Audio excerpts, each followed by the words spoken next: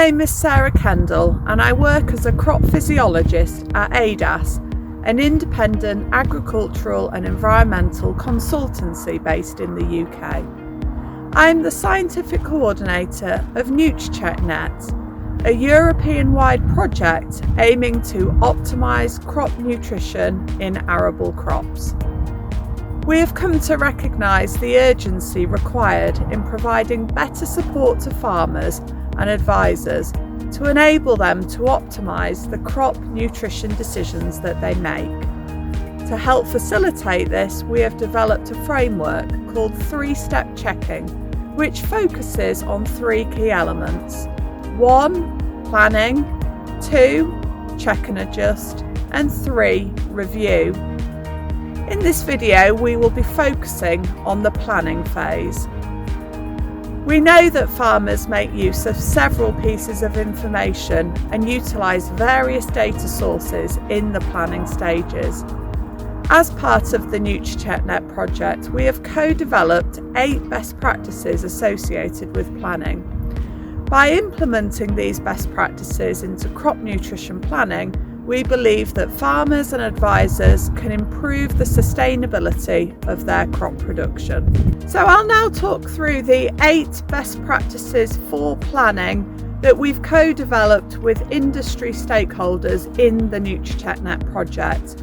So firstly, we have perform a soil analysis at consistent points in time. And soil analysis is a really important tool to providing insight into the soil nutrient status and pH. And we see this as a key foundation for nutrient planning. The next is to understand fertiliser types and match them to crop nutrient demands across the season. Following that, we need to estimate crop nutrient demand. And this is really a vital step in determining the fertiliser requirements of a crop. Crop nutrient demand may change depending on the expected crop yield, which should be estimated based on past experience and also on seasonal conditions. Farmers also need to account for the nutrient composition of organic materials. It's vital that farmers make use of the nutrients provided by these types of materials. And this should include trying to estimate the available nutrients and how factors such as the method of incorporation and the timing of application can impact availability. A laboratory analysis is key to understanding the nutrient content accurately. We also need to consider the residual nutrient supply from manure, previous crops and green manures or cover crops.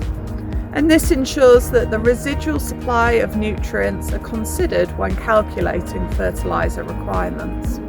We also need to assess the nutrient composition of irrigation water, and in some countries, irrigation water sources provide a significant level of nutrients, and this should be measured and accounted for.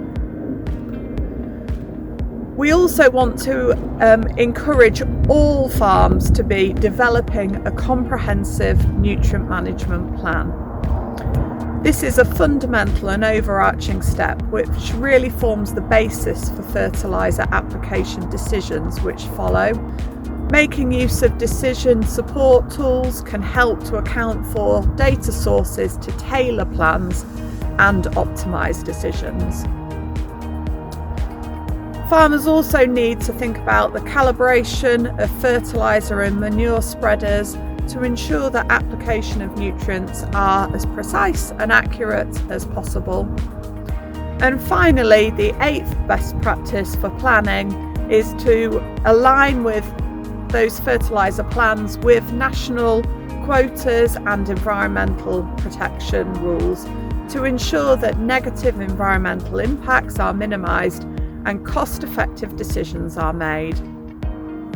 And what we really hope is that these best practices will help farmers to be more dynamic with the planning phase and to make sure that they're really tailoring their plans to their own farm and their own situation so that the fertiliser decisions that they make in the season are as optimised and accurate as possible.